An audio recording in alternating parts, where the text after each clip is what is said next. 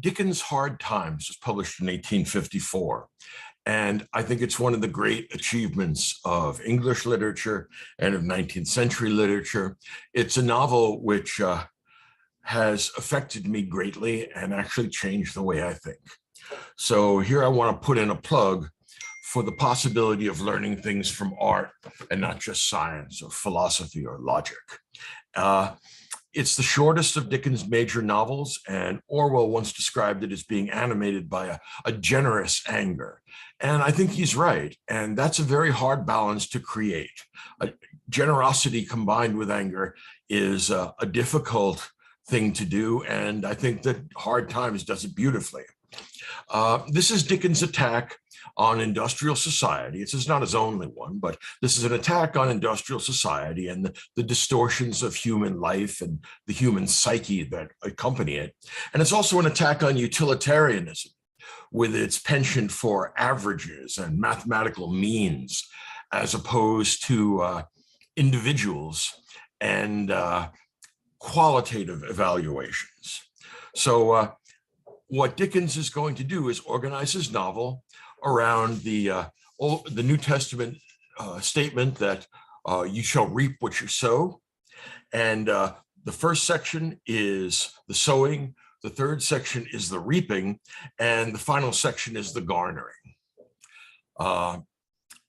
Like all of Dickens' novels, it is verbose. There's too much going on. It's a bit like the large novels that are in need of an editor, like, say, Moby Dick or Don Quixote or even Tolstoy. But although it desperately needs an editor, it's beautiful just as it is. Granted, there are a little too many moving parts, but you have to remember that this was not published as a whole. It was published as a serial, right, in a magazine, and Dickens was being paid by the word. So he did his best. That's why all of his other novels are, astonishingly long. They just go on and on and on. This is the most manageable in size, and yet still there's a lot of subplots and characters that might be thought of as extraneous and more detailed than we need, and yet it's a masterpiece. So it's a loose, baggy monster, but I admire it a great deal. Now let me describe the characters. The first character is Mr. Gradgrind. Mr. Gradgrind is a school teacher, and he teaches his own children, and he teaches other children, and his teaching is a nightmare of utilitarian calculation. He doesn't call the children by their names. He calls them by numbers. So when he wants a response, he says, boy number 23 or girl number 11. And he and his partner, Mr. McChokumchild, are the proprietors of a school that teach only reality as he understands it. The first line in the novel is one of the great lines, opening lines in any novel. It's facts, facts, facts. In other words, all Mr. Gradgrind teaches are facts, and he thinks that a teacher who gives students anything other than facts is in fact a bad teacher. Why? Because facts are all we care about. Now, this is actually not a unique mistake. There are many people, both then and now, that view children as being incipient adults who need to be grounded exclusively or at least primarily in facts. And actually, I don't believe that to be true. We're all better off. This is one of the reasons I think that is because I've read this novel. We're better off letting children be children. Childish joy has childish laughter, but not for Mr. Gradgrind. Now, just Gradgrind, Dickens's choice of names is gorgeous, and it's laugh out loud funny in some cases. So Mr. Gradgrind has 5 children. There's Louisa, Jane, and Tom, and Louisa is going to be most central in the novel. And he also has 2 other children. One is named Adam Smith, and the final one is named Malthus. Malthus is the one who predicted economic collapse when our ability to supply food to an ever-increasing population causes mass starvation. So, of course, calling your child Malthus Gradgrind tells you all you need to know in a way. I mean, it's so economical and so beautiful, and you can't help but laughing about it. Unless, of course, you're Mr. Gradgrind at the beginning, who takes it deadly seriously. Now, Mr. Gradgrind's best friend is Mr. Bounderby. He claims to be a self-made man who pulled himself up out of the gutter by dint of hard work and hard-headed business dealing. And he's constantly waving in front of people the excessive amount of wealth he's accumulated. He's a factory owner, and he is always accusing those who are poor and indigent and hungry of being loafers and lazy and deserving of nothing, or at least close to nothing. He says whenever they want something, like Oliver Twist saying, "Please, sir, can I have some more?" Mr. Bounderby's response is, "You want the gold spoon and turtle soup, don't you? Well, you can't have any more." So gold spoon and turtle soup will be Mr. Bounderby's catchphrase for people that want a decent amount of food or decent place to live, despite the fact that they've been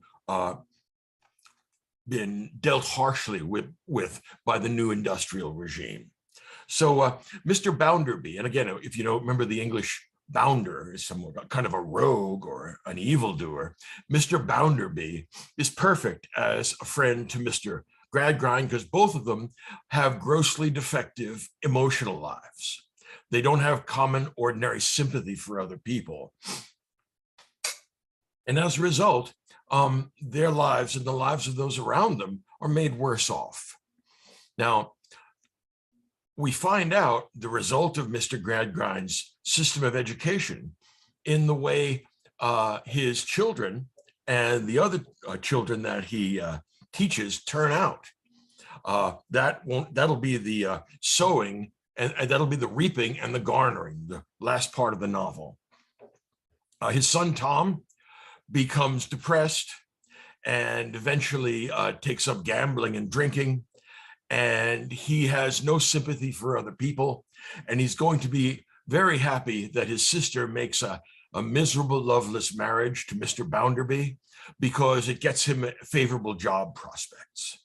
So he's a wretch, but in many respects, and he's a thief, and he's a drunk, and he's a gambler. He has a great collection of vices, but in another sense, he's the product of a defective education, like his classmate Bitzer. Now, Tom will eventually rob Mr. Bounderby's bank where he works, and he'll frame Stephen Blackpool, a good and honest and virtuous worker. And much of the novel, as it works out, is going to be working out these subplots. Sissy Jupe is the foil to the Gradgrind children. She is the daughter of Mr. Fleary.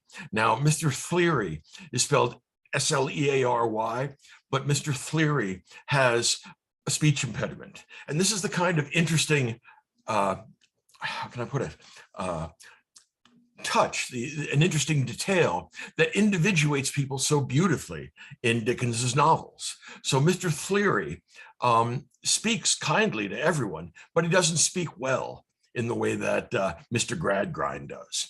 And since he is in a traveling circus, he wants his daughter to get an education so that she can have more advantages than he does. So he leaves Sissy with Mr. Gradgrind, and the circus moves on. And before the circus goes, there's a wonderful scene in which the Gradgrind children, particularly Tom and Louisa, have snuck up to the edge of the circus tent, and they've looked underneath the very bottom of the tent, and they're watching the circus go on.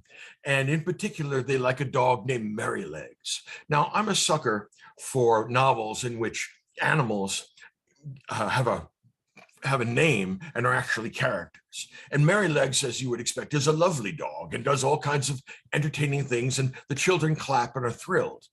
But Mr. Gradgrind went looking for his children because he didn't know where they were, and found his daughter Louisa and his son, Tom, looking at the circus, and he draws them back and upbraids them very severely. He says, look, you should be studying metallurgy and physics. And they're 6 and 7 years old. But he says, no, you should only be studying practical things. Why would you want to waste your time looking at a circus? Merrylegs won't give you any facts. So the idea is that these children have been bent and harmed, in some cases permanently harmed, by an education that has done mischief to their ordinary human nature. Now, another character is going to be Bitzer. And Bitzer sounds as nasty as he really is. I think he's boy number 23. And when they're in the classroom, because Louisa, or rather not Louisa, Sissy Jupe, has worked with horses all her life because she's been part of a traveling circus, Mr. Gradgrind asks her, what's the definition of a horse? And she can't give a perfectly satisfactory dictionary definition of a horse. She's 6. What do you want? Well, Mr. Gradgrind won't tolerate that. Instead, he asks Bitzer to show girl number 11, or whatever she is, how to define things properly. And he stands up and gives a very bookish, very detached definition of what a horse is. A purely biological horse. It's a quadruped. It eats grass, things like that. And then he says then Gradgrind says to Sissy, now do you understand what a horse is? And she says, look, I always understood what a horse is. I just didn't know how to define it in that way. And then there's an exchange between them in which he says, what I would like is walls painted with horses or flowers, or perhaps flowers and horses on a carpet, because it would look so pretty. And Gradgrind becomes angry. He says, do horses or flowers appear on walls naturally? No.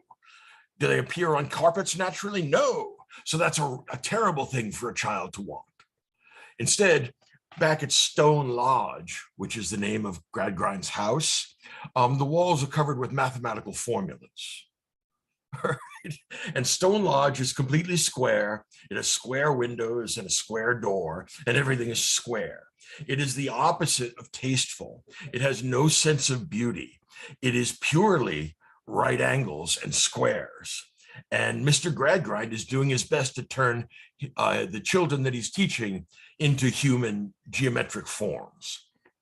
Now, later in the novel, James Harthouse, an upper-class toff, is going to try and seduce the married Louisa, but she's going to reject him.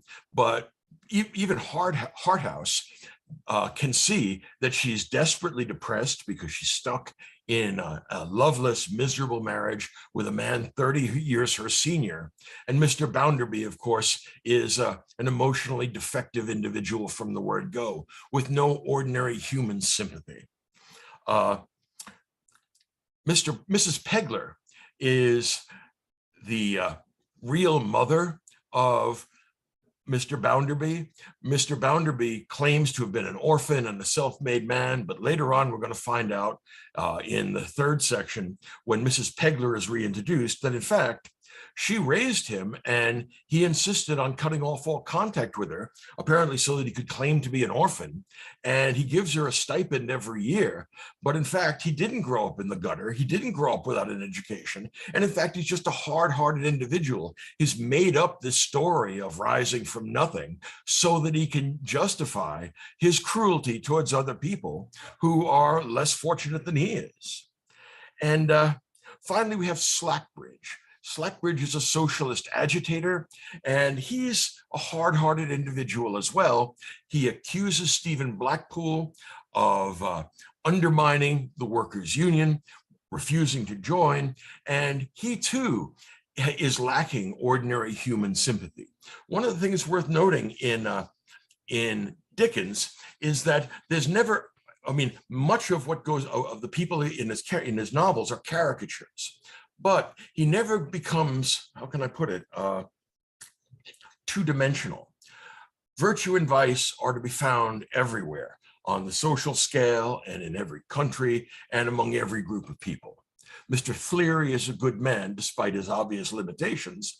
Mr. Bounderby is not, but it's not just because Mr. Bounderby is rich. Slackbridge is also a hard-hearted individual, and he's not rich, but he's a political fanatic, which is rather like being a religious fanatic. So Dickens is going to take on several important themes here. One is the conflict between reason and imagination. Gradgrind only wants his students to develop their reason, not their imagination, which is called fancy. You wouldn't want your 6 or 7 or 8-year-old to develop an imagination, because then they wouldn't pay sufficient attention to metallurgy. So the idea is that this is a very defective kind of education, which is the product of a defective conception of human nature. And I think there's a lot of wisdom here, right? It's not a set of facts, but there's a lot of wisdom in what Dickens is saying. There's no necessary connection between social class and virtue. Virtue and vice are spread all throughout the world. And Dickens's big point is that the development of moral sentiments like empathy, kindness, generosity, are properly a part of education because they're properly a part of human nature.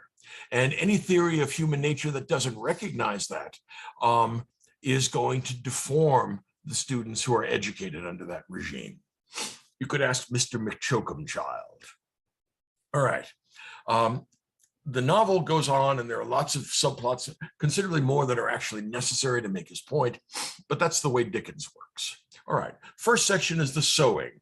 All right, we're going to sow bad seed, and the result is going to speak for itself when we finish. We start in Gradgrind's school and home, which is a monstrous place to raise children and a monstrous place to live, even for adults. Stone Lodge is a good way of describing it. We get Louisa and Tom at the circus, and Bounderby and the myth of the self-made man. And Mr. Fleary wants the best for his child. And he says that your best chance is by getting an education. And because he's not an educated man himself, he takes a chance on leaving her with Gradgrind in the hope that this will be advantageous to her.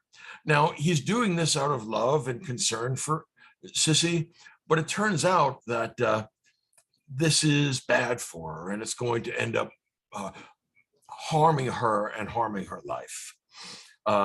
We get introduced to Stephen Blackpool. He's a virtuous working man who maintains his independence and his integrity. And unfortunately, he's married to a woman who's a habitual drunk. And he asks Mr. Bounderby later on if it's possible for him to get a divorce because his wife leaves for extended periods and he's stuck taking care of her when she comes back after a drunk. He's in love with a woman named Rachel, but he's not able to end the marriage. And Rachel eventually ends up taking care of Stephen Blackpool's wife when she comes back and is sick. So again, what she represents is the element of human compassion, what's called in scripture the milk of human kindness. And it's a very powerful scene. And Stephen says, you know, I have to be more charitable. If Rachel can be as kind as this, I can be too. Now, we skip a few years, and then Mr. Bounderby goes to Mr. Gradgrind and asks for Louisa's hand in marriage. And Mr. Bounderby looks up the relevant statistics. And he finds that a 30-year gap between husband and wife doesn't necessarily cause any problem in the happiness of their marriage. And he has a collection of statistics which show that. So he shows Louisa, and he says, look, despite the fact that Mr. Bounderby has no feelings, and despite the fact that he's a loveless, wretched individual who's cruel to people pointlessly, and that he's 30 years older than you are, I think this would be an excellent match, and I propose that you marry him. Louisa just succumbs. She's fatalistic, but she says, do whatever you want, I don't care. So they actually marry. And one of the nice things about the conventions of 19th century novels, is we are spared one of the most horrifying imaginable sex scenes in this novel, because of course we don't have the consummation of the marriage, and thank God for it. Louisa is wretched, Mr. Bounderby is a wretch, and their marriage is a purely paper commitment. Tom is happy though. Tom actually talked to Louisa before she got married. Tom is her brother, and said, Louisa, please marry Mr. Bounderby. I have a real great chance of getting a job at his bank then, and that means I'll get more money. And of course, money is the reason why I'm here, because that's the most advantageous thing for me. Mr. Gradgrind, our father, has shown that self-interest is what properly motivates people who are thinking about the future. And so Tom is pleased about this marriage, which means he has no sympathy for his sister either. All right. The next section is called the reaping. And here we're going to reap what we sowed. In Mr. Bounderby's bank, Bitzer works there. And he works with Mrs. Sparsit. And Mrs. Sparsit is one of the women who is associated with Mr. Bounderby, as is Mrs. Scadgers. Mrs. Scadgers is a woman from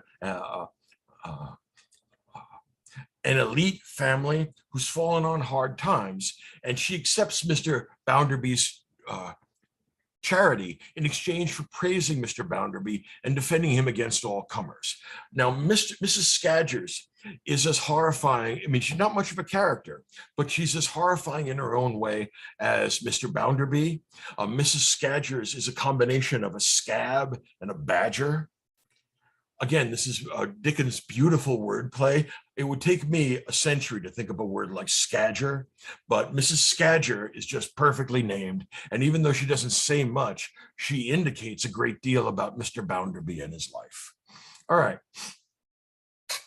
Mr. Harthouse, the kind of disinterested English toff, talks to Mr. Bounderby and finds him incorrigibly boring.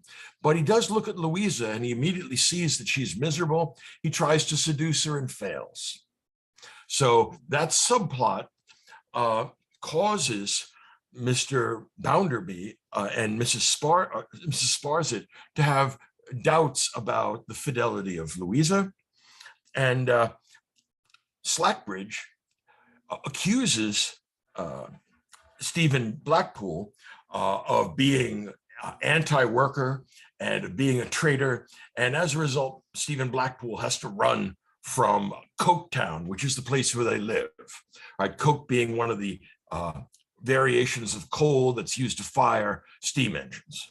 So Coketown, which is a town built around industrial processes rather than human life, expels Stephen Blackpool, essentially. Now, pretending to want to help Stephen Blackpool, Tom tells him to meet him outside Mr. Bounderby's bank at the close of work, and Tom secretly robs the bank, runs away with the money, and in the process frames Stephen Blackpool for the robbery. And of course, this is perfectly consistent with an ethic of self-interest. You can lie, you can cheat, as long as it adds to your wealth and as long as it's advantageous to you. There's no reason why you should concern yourself with anybody else's advantage, because virtue and vice are profit and loss. So Louisa travels eventually after the attempted seduction to back to Gradgrind's house, and she indicts her father there after who knows how many years of a wretched, loveless marriage in which she has been chronically depressed. She says to her father, "You taught us wrong. You educated us wrong. You gave us no chance to have a happy, normal, human set of emotions." And Mr. Gradgrind is crushed because he's not an intentionally bad man. He actually thought that facts were the best way to educate young people, because he had a mistaken conception of human nature. And he's cut to the quick by Louisa's indictment, because he thought, I mean, granted it's idiocy, but it's not an unfamiliar idiocy. He thought that he was doing the right thing when he was doing the wrong thing. After Louisa indicts him, she swoons away, and her health is very precarious, and there's a fear that she may die. All right, that's the end of section 2, the reaping. So we've reaped what we've sown, and now the garnering. Let's take the sheaves in and see what we have. Mrs. Sparsit finds Bounderby in London and accuses Louisa. So he doesn't care about Louisa. He has no emotional attachment to her. But the idea that she's been unfaithful to him enrages him. So he comes back to Coketown. He goes to Stone Lodge, and he talks very sharply to Mr. Gradgrind and says, Louisa must come back. She is my wife. I suspect that she's been unfaithful. And Mr. Gradgrind says she's ill. She cannot return. She will not return. And Mr. Bounderby threatens him, says, if she's not back by tomorrow, I'm going to divorce her. And he says, leave. She's not coming back. So Mr. Bounderby, or rather Mr. Gradgrind, unexpectedly has grown a soul, because his precious daughter, Louisa, is in terrible shape, and he will not allow Mr. Bounderby to harm her any further. Slackbridge then accuses Stephen, and Rachel defends him, and Bounderby hears that Tom and Louisa both met with Stephen Blackpool, and he's suspicious about this, because he's suspicious of everyone. Because he's a chronic liar himself, he suspects that there's more going on here than meets the eye. Mrs. Sparsit brings Mrs. Pegler to Bounderby's, and that's where she spills the beans. She says, no, Mr. Bounderby is my son, and he had a very good middle-class education. We gave him love, and we gave him everything he needed, and we gave him an education, and he sent me away. Again, this unnatural lack of emotion towards his mother, and he pays me an annual stipend not to have anything to do with him.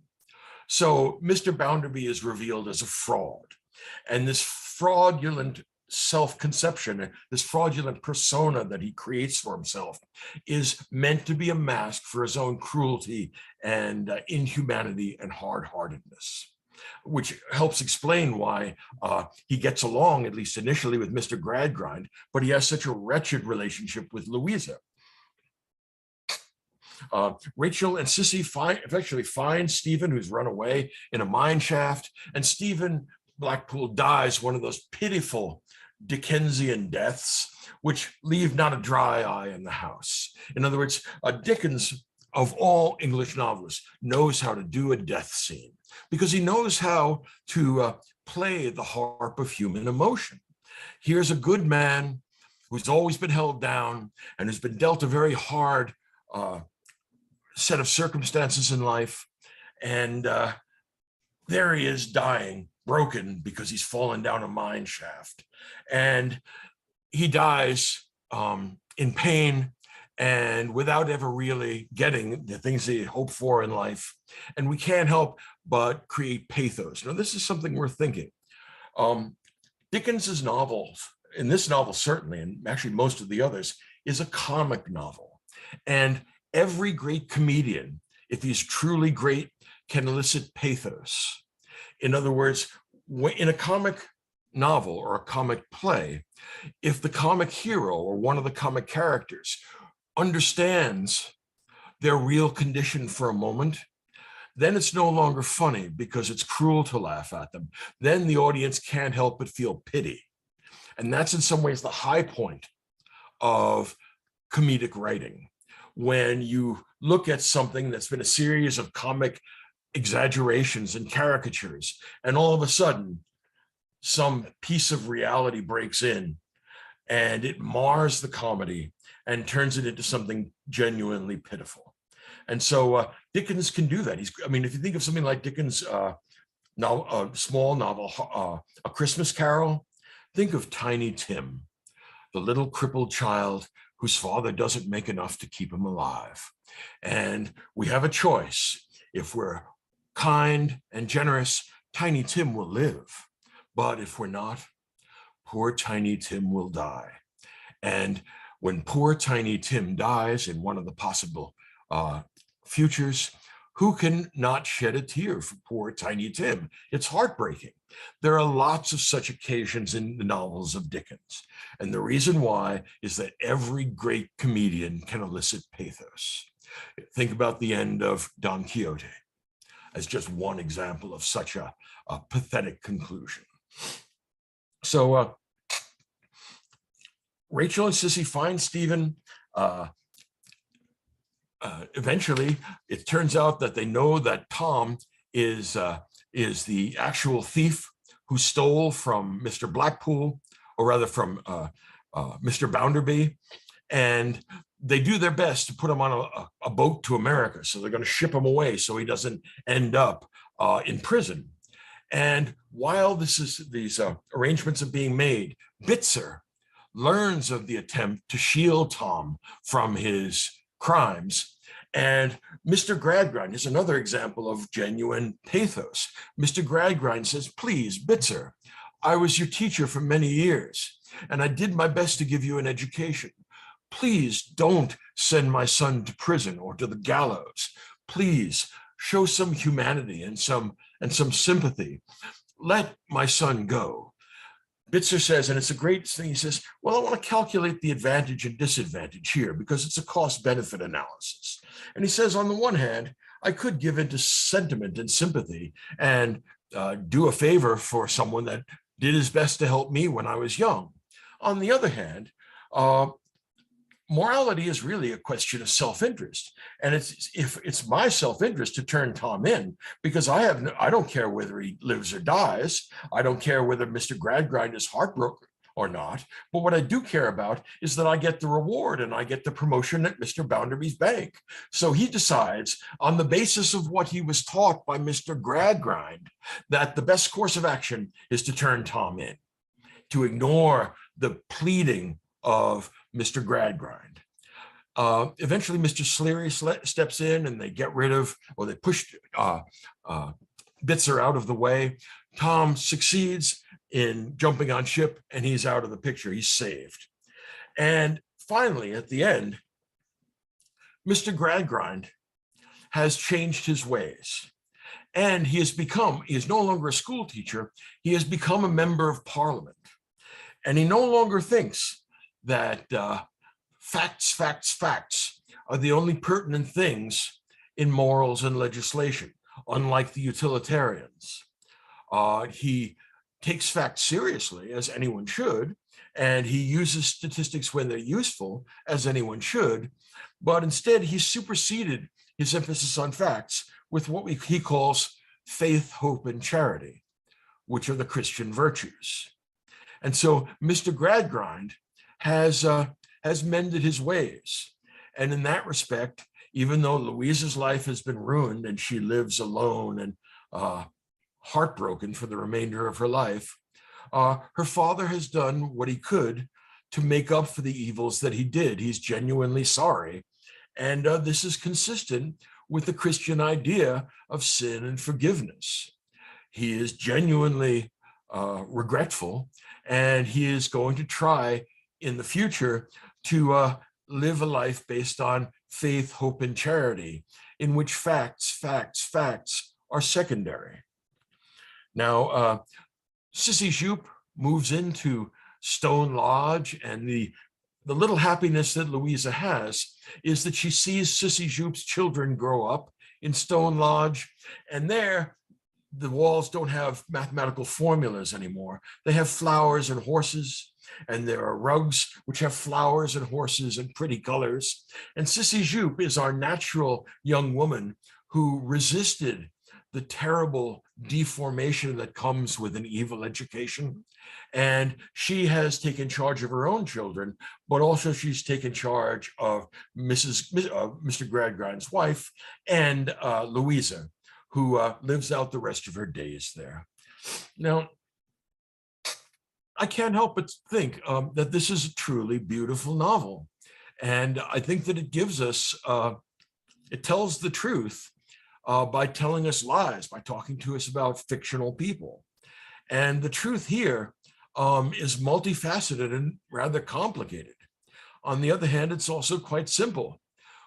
Faith, hope, and charity are virtues whether we accept their virtuous qualities or not. Benevolence and compassion and goodwill are not alternatives to facts. They are what we develop facts for, so that we can realize charity towards other people. That's the great defect in Gradgrind and in Bounderby and in Coketown in general. There's not enough compassion in the world. And who can deny that? This is also connected to some of the lectures I've done. I forget what lecture it was, but someone asked me, as you know, in the replies to my lecture, what books do I recommend to young children so that they can get a leg up on good reading and stuff like that and become well educated? And look, I think reading and becoming literate and becoming cultivated are very good things. I don't think it's a good idea for 6 and 7-year-olds. What I wrote in my response there was, let children be children, all right? There will come a time when they're old enough to begin absorbing increasingly complicated, increasingly weighty texts. But 6-year-olds should be watching Merrylegs do his tricks, and they should be clapping and laughing. Childish joy has childish laughter. And we are better off raising our children first so that they learn compassion and goodwill and kindness towards other people. In the first 6 or 7 years, 8 years, whatever it is, most of what human beings learn is emotional, how to sympathize with other people. So instead of teaching them metallurgy or Plato's Republic, and look, God knows I love Plato's Republic, and I think that everyone should read it, and I think that everybody should love it as much as I do. But I don't think we should be taught to 6-year-olds. Instead, what you should teach them is things that are proper for their age and mental development. For example, you could teach them the fable of the tortoise and the hare from Aesop. Yes, the tortoise and the hare, neither of them are factual, but that doesn't make any difference. That's a suitable lesson for a 6-year-old. You might teach them the parable of the Good Samaritan and ask the child, Jesus likes the fact that the Good Samaritan helped the poor man that was beaten up and hurt and all bleeding. What do you think about being kind to people that are hurt? Is that a good thing? You develop their sentiments, you develop their sympathies, you develop their compassion, because that's what they're capable of doing. And that actually, in the long run, is more important than any set of facts that they absorb. Now, later on, I want that to have been well established in their psyche so that I can properly teach them Aristotle or Hegel or whatever. But it's wrong to try and force children into adult molds, all right? Let children be children. And that conception of human nature, which does not ask too much of children in an intellectual sense, but tries to mold their sympathies and their emotions using myths, which I think are cognitive, I think there's much to be said for that. My children, when they were learning to write, and this would have been, I guess, about first grade, you know, those big thick pencils that they use that their little fingers can hold on to, we used to go to the book of Proverbs. And there are lots of good proverbs there, but one of my favorites is about ants and how hard they work. And it turns out that God likes ants. Why? Because they work hard and they do it cheerfully. And then after we wrote down the passage about God liking ants, then we went outside with a magnifying glass and looked at ants and looked at the giant breadcrumbs they used to pick up. And we compared the size of the ant to the size of the breadcrumb. And it was quite marvelous. And the children liked it. And that's all you can or should expect of children, that they get lessons that are suitable to them that will last them for the remainder of their lives.